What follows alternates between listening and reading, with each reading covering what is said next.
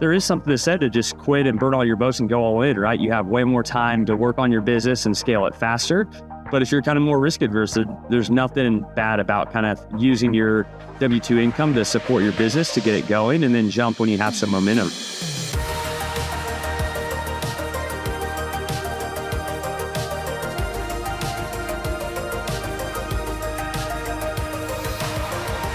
Okay, you know you want to start a business. Maybe you have an idea, maybe you don't, but you know you're an entrepreneur at heart, but you are still working your W-2. So when do you quit? That is the question.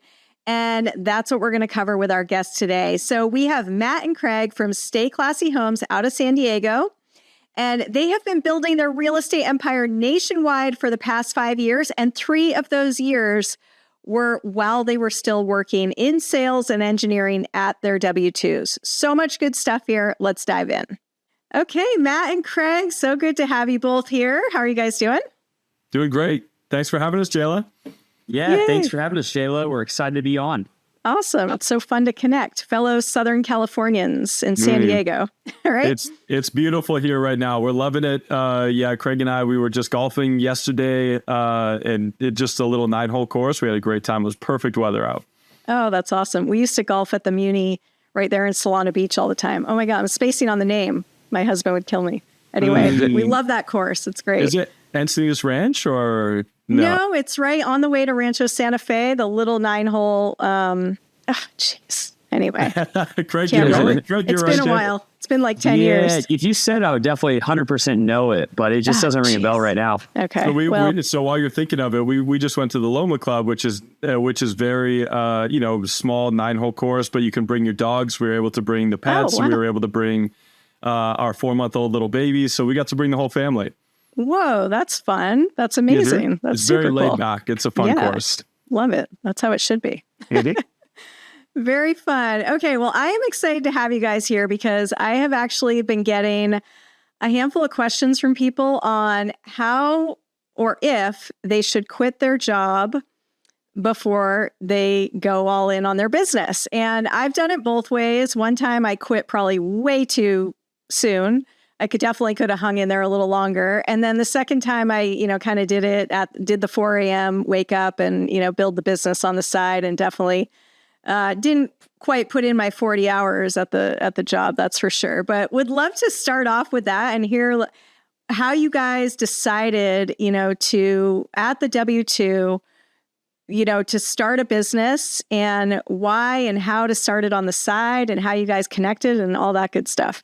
Yeah, of course. So I'll start, and then Craig, feel free to jump in with anything I miss. But Craig and I met at a meetup in San Diego at a real estate meetup. So we both had similar goals, but we didn't know each other before going to that meetup. So that's one of the biggest pieces of advice that we give to any aspiring entrepreneur or investor is go get around people that are doing what you want to be doing.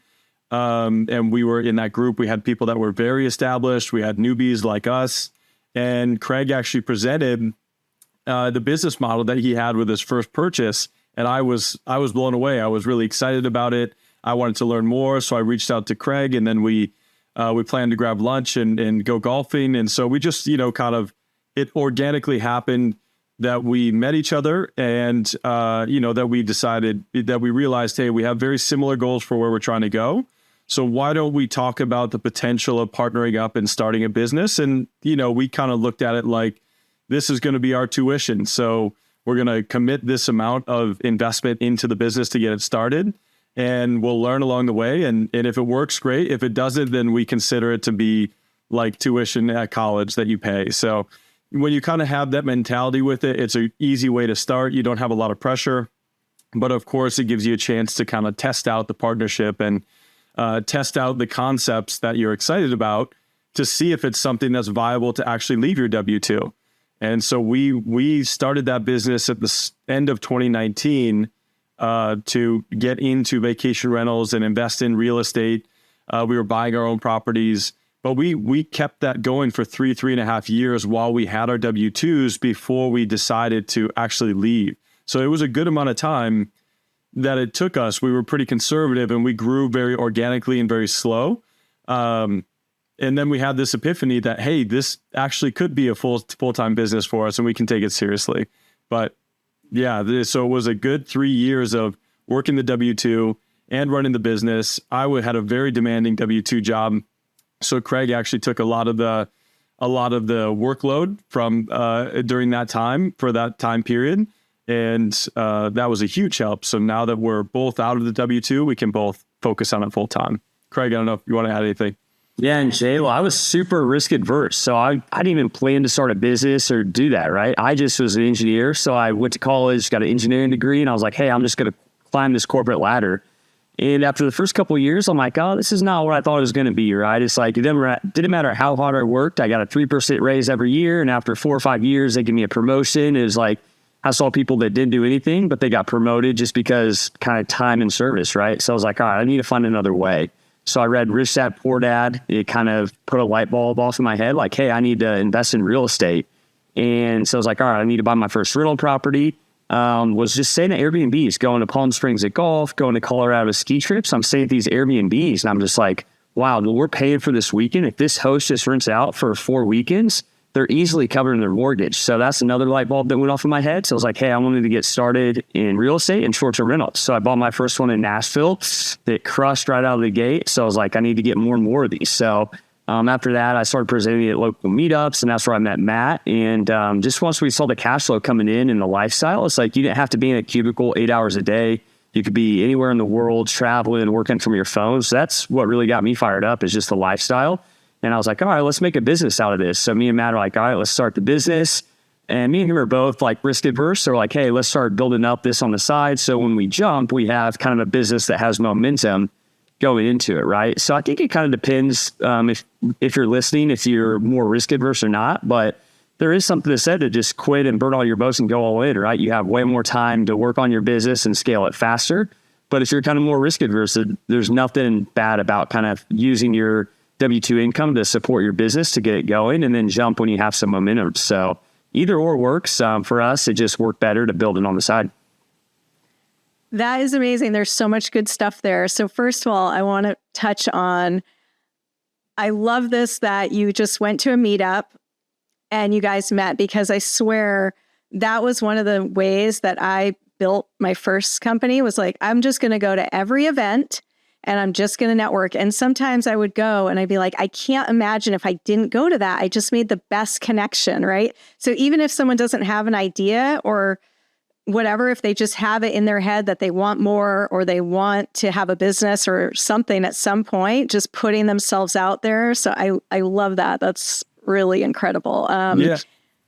Go ahead. I was just going to say, I mean, I think it's the most important thing, because if you have the desire and if you have the goals to maybe run your own business or start something on the side, getting around other people that are already doing those things or working full time for themselves or running their own businesses, when you have questions that come up or your brain kind of scares you and says, well, you don't want to do that because it's going to, you're going to have risk here, you're going to have risk there, or you might be stressed about money or whatever it is. Our brain comes up with all these reasons to not do something, especially not making a big change like that. So getting around other people that are already doing it, you can ask them questions whenever something comes up and they say, oh yeah, that was a concern for me. And I just did this, this, this, and this, and no longer was that an issue. So that was huge, to be able to be around people that were already doing it. We could ask those questions to. And then Craig and I becoming partners, I think you obviously have to vet your partners and who you're going to jump into partnership with. But having an accountability partner like Craig, we both were agreed on the path that we wanted to go. And then when we said, hey, we want to leave the W-2, we actually both put a date in place together. We said, here's the date. This is the date we're going to leave the W-2. And then we backtracked from there. Here's all the things we need to do before then. Operationalize the business, upgrade the softwares, get, health insurance outside of the W-2, do research on all these things that we need to know.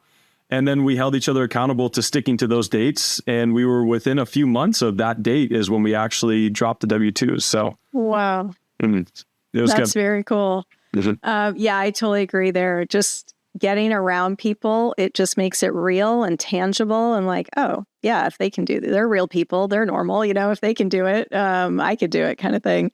And then Craig, I love that you're quote unquote risk averse and you bought your first Airbnb halfway across the country. So what was that decision? Because we bought our first one, an hour away, which to me, I'm actually, my risk tolerance is fairly high.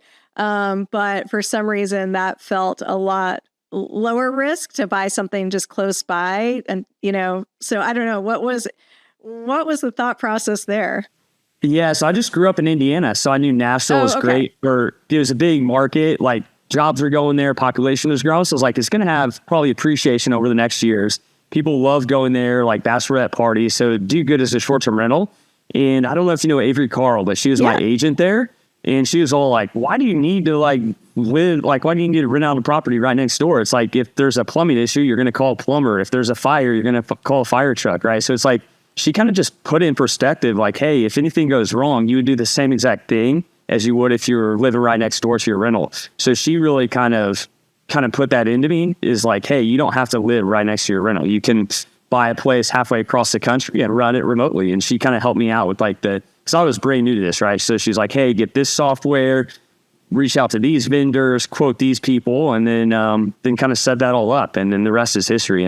And I think she has a book now that she kind of teaches that too. So I just really didn't know. I kind of just landed on Nashville, right? And kind of worked backwards on like, all right, now what do I have to do? And Avery Carl is a huge help on helping me manage the property or get it going. That's great. Yeah, I love it. I think sometimes these things, they sound risky, but when you peel back the layers, and again, you did the same thing. You found people there who were doing it there. And when you peel back the layers and actually just break it down step by step, it's like really not that risky. You know what I mean? It's very, very doable. That's very cool. I love it. Quick thing. This popped into my head because I think it's fascinating. Like, how different do you guys think your life path is at this point because you took the risk to quit to start a business on the side versus going down that path of a W-2? Like, I don't know. I just feel like that's such an interesting, like, we make these decisions throughout life and they really can set us on a different path. And this is such a huge one. I don't know. What do you guys think? How do you think your life is different? Yeah, I mean, I still feel like it's pretty fresh, the W-2. I mean, we left, about a year and a half ago, but I still, I did that for 9 years before then. So I know what that was like. I remember what it was like to wake up in the morning and, I was paid very well. I was in software sales, so I was paid very well to do what I did. I worked for a great company that had great benefits. They had great time off. So it was the best company I worked for, but still I would wake up kind of dreading the day because I knew that it was going to be a long day. It was going to be intense. There was a lot of pressure that I had. I had a number that I had to hit. You're kind of under this bit of anxiety, and they'd like to keep you that way, at least within sales organizations. And that's how they keep you on your toes and keep you producing. So at least for me, it was like every morning I felt like I was under pressure. Okay, what do I need to do today? I need to have a call with my boss. I need to answer to him, and he's going to grill me on certain things. So once again, it was a great company to work for, but that was just the feeling that I had. Now, when I wake up in the morning, I'm not sure exactly, what, I have to every day kind of clarify what my priorities are and make sure that I'm setting my priorities appropriately. And I don't actually know what the future is going to hold, right? So there's that unknown, a bit of unknown of, hey, how are things going to turn out long term? But at least when I'm getting up, I'm excited to go and have these conversations. I'm excited to go and play the chess game that is running a business. There's always any one of 100 moves that you can make, and that can be overwhelming, but it's also really exciting because it's creative. You get to design how you handle your day and what you focus on, and nobody is telling you otherwise. So on one hand, it can be scary because you have to figure it out, and on the other hand, it's exciting.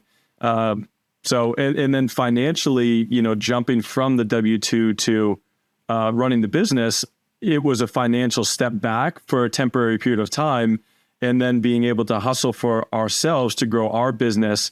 The goal is that we jump far beyond where we had the potential to, but there's no doubt that you take a step back, and then you work your way back up to where you're trying to get. Yeah, and then go off for what Matt said too. I mean, there's no better lifestyle than being an entrepreneur and real estate investor. Of course, you're gonna have to work hard, but it's like you get to design your life, right? You get to do what you want to do, when you want to do, with who you want to do. And I just remember working as an engineer. It's like, oh, you got 3 weeks vacation, right? That's it. And I remember just like the first couple of years of college, it's like I had a couple of friends get married, so I was traveling for those weddings, maybe a couple other trips, and then it came around Thanksgiving and Christmas time. My family's in Indy, and I'm like having to like take red eyes just so I can like save a half a day because I didn't have enough vacation time, right? So I'm like kind of calculating how much time do I have to like go back to see my family for Thanksgiving and Christmas. But now it's like I can go back anytime, see whoever I want when I want, right? And it's like I've never spent more time with my friends and family and loved ones than I have now by leaving the job. So it's like there's just no better feeling than just hanging out with who you want to hang out with, right? And of course, like you have to work hard. You have to, I mean, if you don't work, you're not going to get paid, right? So you just have to be very organized and kind of have like goals and work backwards from those goals on what you want to accomplish. But yeah, I think the lifestyle is amazing compared to a W-2 salary job that I was working. Yeah, it's funny. I ran into a friend the other day I hadn't seen in a long time, and they were saying how, you know, they've almost been at the company for 10 years and they've earned a month off. And I was just like, oh my God, that's a long time to work for a month off. You know what I mean? And I just took, as you guys know, 5 weeks off, and successfully. I didn't kill I wasn't like working all the time. I was actually off most of the time. And literally I was looking at my son's calendar for Christmas, and he's off for 3 weeks. He's in second grade. And I'm like, we could go somewhere for 3 weeks. We could go again. And I just love to travel. So yeah, I agree. I think being able to just have time freedom is an unbelievable shift in the quality of life that you get. You know what I mean? It's just a crazy and hard to, I've been doing it a fair amount throughout my career of having freedom. And I still every once in a while have to just go, I go for a walk at 2 p.m. or just whenever I feel like it. And it's just like, God, I just love being able to do that whenever I feel like doing it, How do you guys think that ego plays in? Because I think you touched on something where I think that is one of the toughest things is putting your ego aside, taking a step back, making less money for a little bit, and also having to just do some grunt work, especially if you're at a good job, you've been making good money for a while. How did you guys, did friends and family say anything, or how did you guys kind of tackle the ego part of that? I mean, there's no doubt that I think especially the longer you're in a career, the more you start to identify with that career, right? And so I think that's why some people who have been in for 20 or 30 years trying to make the jump, it's harder because how do you describe yourself to somebody to friends at a party, right? You have to totally change how you identify yourself and how you are identifying what you're doing. So there's no doubt that there was a little bit of that for me where I had received accolades. I was one of the, I received the award for the top sales rep at the company, all these things that they do to kind of give you a sense of, hey, you're successful, you're doing well. And to step back from that and kind of go back into, hey, I don't have all these resources around me to help me. I need to figure it out. We need to wear a lot of hats and make this work. And then eventually when you get to a certain scale, great, now I can start to hire people to help out and then really replace myself within the business, which is the goal, I think, of any business owner, is to not have to be the one doing a lot of the day-to-day work. Otherwise, you can only go so big, right? You'd be limiting yourself otherwise. So the identity aspect of it, I think, is a big piece that you just have to separate yourself from the identity of what your job is. And say, I'm this person. Yes, this is what I do, but it's not who I am. And then, financially is another big aspect of it where you have to be prepared to say, hey, I might put myself into a bit more of an tougher situation financially temporarily. But if I put those goals in place to say, hey, here's where I want to get to by this time frame, that's the motivation that you're going to have to keep doing that grunt work to get where you're trying to go. So I hope that answered the question. Yeah, no, I think that's great. Yeah, and I think the way you talked about it in the beginning too, like this is our tuition, and we're going to just see, like there's no failures. It's just an experiment. And I think if you can, it's all how you frame it, right? Like anything in life. So in order to kind of do that, were you guys talking to each other about that? Or did you have your own like methods of kind of working through that? Like what were some of the, just tactics that you used? Or was it just like laser focused on this one thing? I don't know. I'm just kind of curious. I think it's helpful for people to hear, so for me, I'm a big one of, I write it down, I visually have it in front of me, and I just don't give a shit what anyone else thinks and just focus on that one thing. And that's worked really well for me many times. What did you guys do to kind of keep that motivation and keep trying to change that, identity to make that jump? Yeah, I think one of the biggest things that helped us is just surrounding ourselves with people that are doing the same thing, right? So we joined a couple of masterminds. SCR Secrets was a huge help. So there's a lot of people in that mastermind that quit their job and scaled the business. And it's just like, if you get around people that have the same fruit on the tree that you want, you're going to be more confident on quitting, and you have a lot more feedback on how to get through problems, right? You're always going to run into problems if you have a business. But it's like, who are you surrounding yourself with that could give you resources, that can give you advice to help you get through those roadblocks and keep on going. So I think that's been huge for us, is just joining masterminds, getting advice from people that have been there, done that, and get advice from people that have the fruit on the tree that we want too. So that's been huge for me and Matt. Yeah, and I think it is important, like you said, to be clear on what your goals are. So then those people around you can actually help you with that. But if you're not clear on where you're trying to go, you can be a hustler, right? Like you need to kind of have the hustler gene to be an entrepreneur, right? I think that's kind of a prerequisite. But then you have to focus that hustle towards the direction that's going to be the best result for you. And I think that's what you're saying, Jayla, where you put a goal up there and you say, okay, here's my target. What do I need to do day to day to get to that target? And then you allow that hustle to go and focus in that direction. And then maybe you look back again a month later and say, hey, is this still the direction? Okay, yes. All right, let's go. And so you check back. You'll definitely check back in. But to Craig's point, like, I joined another group that, once again, surrounded myself with people, that a lot of them that were business owners.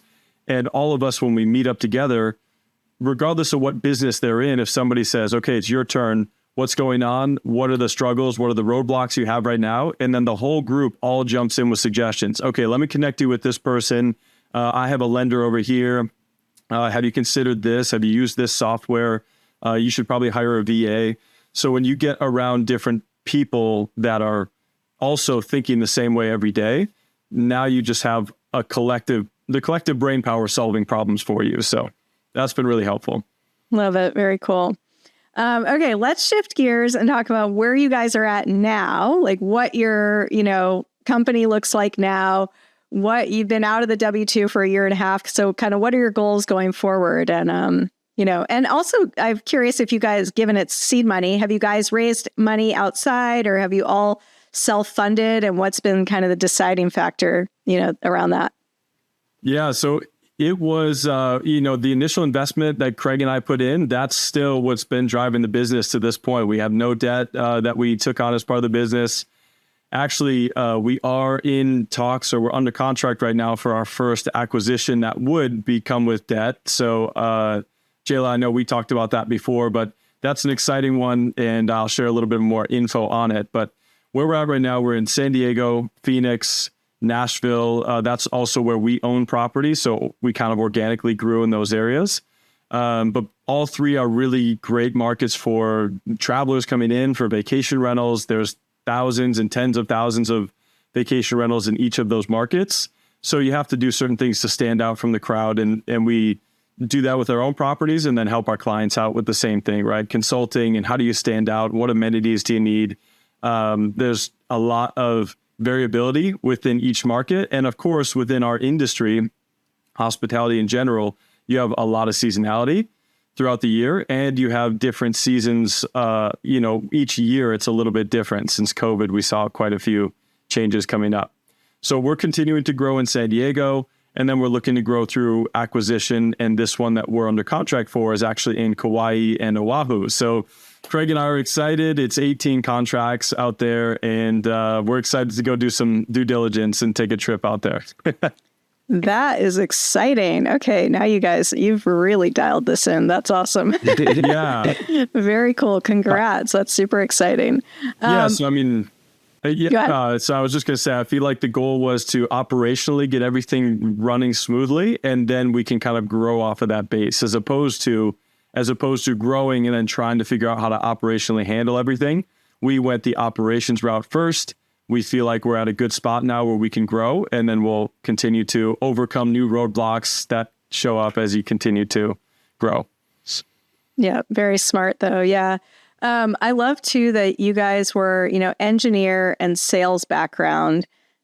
Hospitality is its own beast, right? As we know.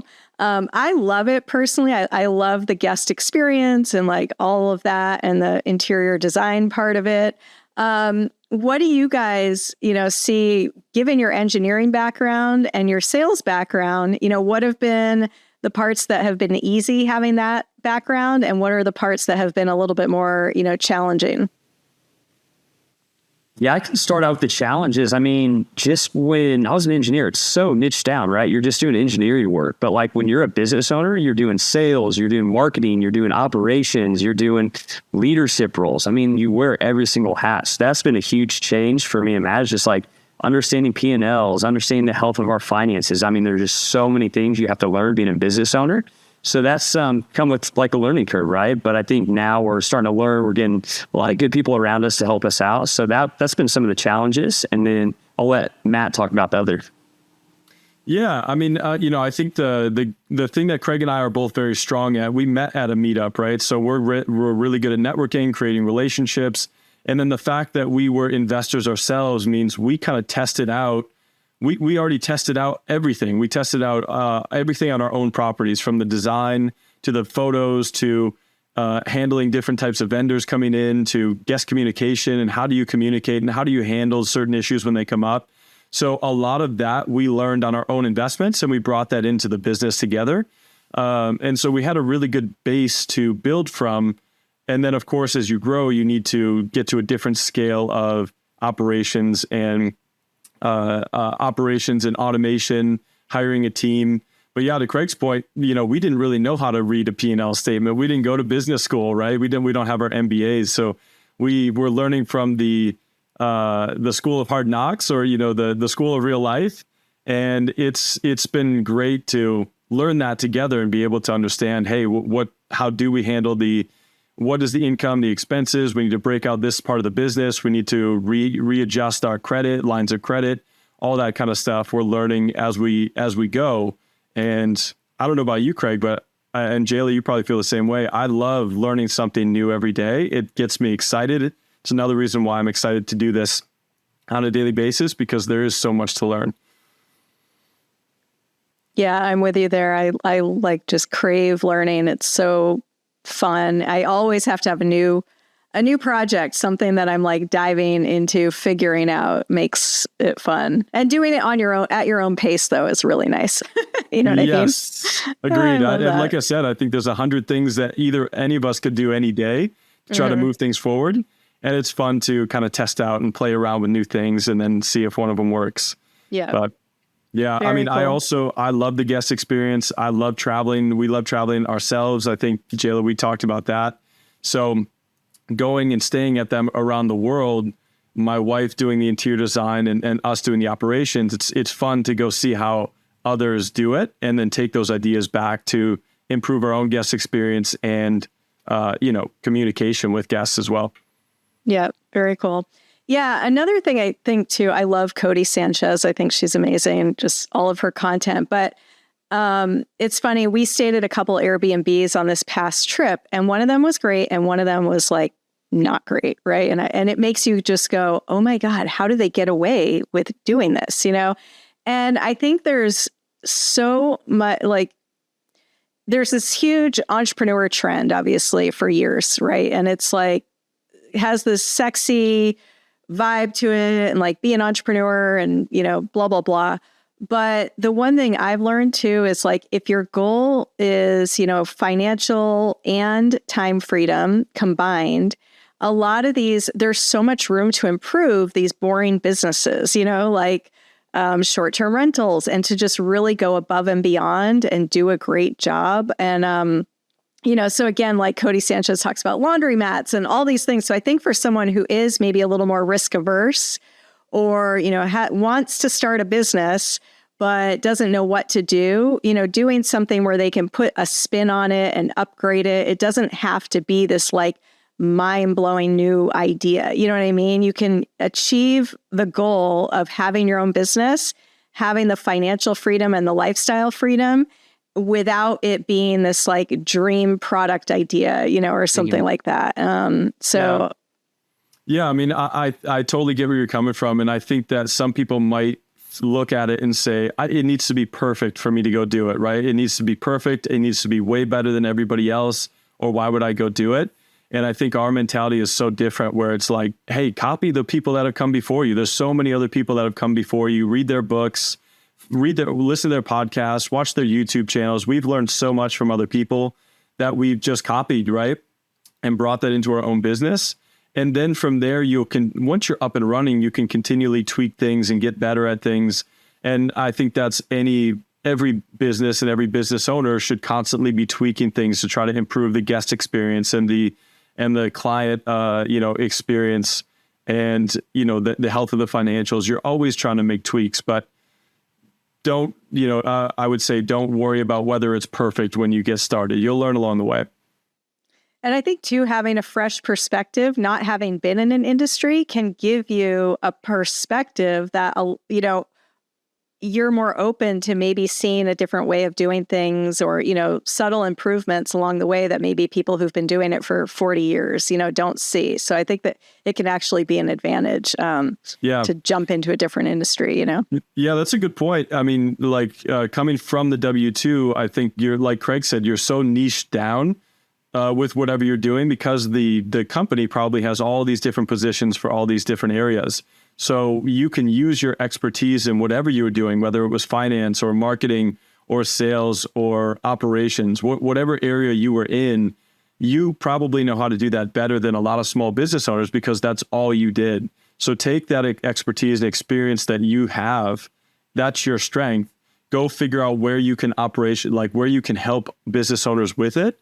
And that might be a great opportunity, whether you partner with them, whether you buy their business. If they're looking to cash out, you could maybe pick up their brand and then rebrand it, relaunch it with the skills that you know how to do. So there's so many different ways you can do it. But I think that coming from the W-2 world does give you a really good basis to understand how to scale a business. Yeah, that totally makes sense. And the organization part of it, like you just know how a well-oiled machine should run. So you're going to take the steps to get there.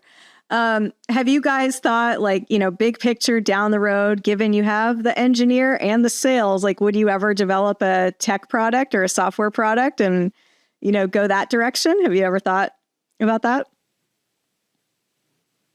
Yeah, we definitely talked about that. I mean, this is something me and Matt have talked about. It's like, me and the people that create the Ring doorbell, I mean, just like the Slage lock, like how many just short-term rental owners have both of those products, right? So it's like, I think that is where like the big money is and stuff. And then recently we've had a couple of people come out to our meetups that started like an AI, like guest messaging for like Airbnb and stuff. And that's another thing. It's like, that is like the wave right now, is AI and integrating that into your business. So it's like, we're always keeping our eyes open. We haven't like found anything, or we haven't like zeroed in on what we want to do, but we're always like thinking about it. It's like, man, if we can have like a Slage lock, a Ring camera, or like an AI technology, it's like, it's just the ceiling's just so much higher, right? So we haven't, like I said, we haven't found a business yet, but we're always keeping our eyes open on what comes through. Yeah. I don't know if Matt wants to add to that at all. I mean, I come from the software world, right? So I was in it, and I understand how good the margins are when you're talking about building a software company. So if anyone out there is looking at businesses, look at the opportunity for software. But the margins in a cloud environment are so good that's why a lot of people want to go that direction. And if you can get a certain amount of users using it, next thing you know, you're off and running and you're doing great. So yes, we are going to continue to look for opportunities. And I think Craig and I have talked about it where it's like, okay, now we're in the industry, you can kind of see where all these little tools are coming in to help people out. Even today with the AI messaging, which is a brand new one we are seeing recently that we're excited to use. But I think on the other hand, as you know, it's very easy to get shiny object syndrome. And we've also gotten a lot of advice, which is focus. Every single business has its difficulties. And when you're in a business and you're doing it for years, you might look at it and say, man, this is, a lot of boring stuff, or I have to keep doing this day to day. That business looks like it'd be way easier and I could really scale that fast. And then you go and jump over to it and realize same thing, right? There's still 100 roadblocks in your way, regardless of which business you run. So Craig and I have committed to each other to say, we're going to focus on growing and scaling this business until it reaches a point that we are able to make a good income from it without needing to do the work ourselves because we've hired a team. And then from there, maybe we'll give ourselves permission to go pursue a software project or to go pursue a hotel acquisition, which is another thing we would love to do. But staying focused is probably one of the hardest things as an entrepreneur, but also probably the most important. Yeah, I think that's super smart. And I think there's so much talk out there about, real estate, make a lot of money fast, that kind of thing. But I totally agree. Like anything is, go into it with the long game. And if stuff happens faster, great. But yeah, I think also, what a great stepping stone for you guys to get into entrepreneurship, have your own business, and then leverage your background from the past down the road, you know what I mean, to dive into, I don't know, another product or software type company would be very cool. So yeah, that's fun. I think as entrepreneurs, you always like, the more you learn, the more opportunities you see. And I think that's the really tricky part is now that we have scaled and we've grown, now we start to get all of these opportunities coming forward that we have to say no to, and we have to get good at saying no. And I struggled to say no. It was always, oh, sure, I'll try that. Sure. Let me go do that. Okay, and we've said yes to a lot of things, starting the podcast and starting a meetup, and teaching locally here in San Diego. So a lot of things we've said yes to, but those are all aligned with the goals, with the one focus that we have right now. That's the key. Yeah. Very cool. Love it. You guys both mentioned, I think, the book Rich Dad, Poor Dad, and it's obviously super popular in the real estate space, but I don't think it's as well known necessarily in your more kind of traditional startup space. And I just wanted to touch, it's such a mind-changing book. That was the big eye-opener for me as well. And so anybody listening, I think if you haven't read that book, it's just such a good book to read. It just all clicks and makes it all make sense. Anything else that you guys want to share that we didn't touch on? Would love to hear. I mean, I think just in general, just to kind of share a little bit of a vision, now that we've been operating for 5 years, like I said, you just go day after day, you take the little steps. And then, now that at the scale that we're at, our goal is to actually start making some acquisitions, start taking out a little bit of debt in the name of the business for the first time in order to grow and scale a little bit faster. So it's exciting to be in that position, but we wouldn't be here if we hadn't spent the last 5 years learning, going through all the different steps, learning the process. And now we're actually at a point where we feel like we're ready to go and take on that next 10x jump in our mindsets. And I think that whole concept is, what can you do that will make 80% of what you're doing on a daily basis irrelevant? That's kind of like the 10x jump. So that's what we're focused on right now. That's the goal. And that's what we're under contract for at this time. So just excited to share that with the group and kind of, share the progression from where we started to where we're at now and the goals that we have at this point. Very cool. And what's the decision to take on debt versus an investor? Actually, in this case, it's funny because it's a seller finance scenario. So actually, we are taking on an investor, and the investor is actually the people that are selling us the contracts. So they want to focus their business. They have 250, 300, properties under management. So they have a very sizable business. They want to focus on their main core areas, and they're going to finance the purchase for us over a certain period of time. And so I think it's, I can't share all the details because we're still under contract and due diligence. But essentially the idea of being able to partner with the owner, kind of create a mentorship investor relationship with them and say, hey, we would like to do this. Let's make it a win-win scenario. And then you negotiate on what those terms look like to come to, a mutual agreement. And in this way, they're going to get paid off within a few years' time. And hopefully they'll become, mentors and investors for us, which is a totally a bonus that we never would have expected going into this. I love that because it goes to show again that money can come from so many different places, right? I've definitely got a friend who got one of their manufacturers was their very early stage investor, and it was that kind of partner investor financing situation. So there's a lot of creative ways to to make things happen. That's super cool, especially again, the mentorship part of it, like someone who's got where you want to be, say 5 years or however long it is, that could be highly valuable. That's super smart of you guys. Very cool. I think that's probably another great lesson to leave. If anybody is considering, regardless of what the industry is that you're excited to go into, if you can go find some people that are already doing it, go and talk to them and do whatever you can to provide value for them. Understand what they're running into, what issues, ask them about what's going on, what roadblocks they have, and then go try to find solutions for them with the expertise that you have. Go try to help.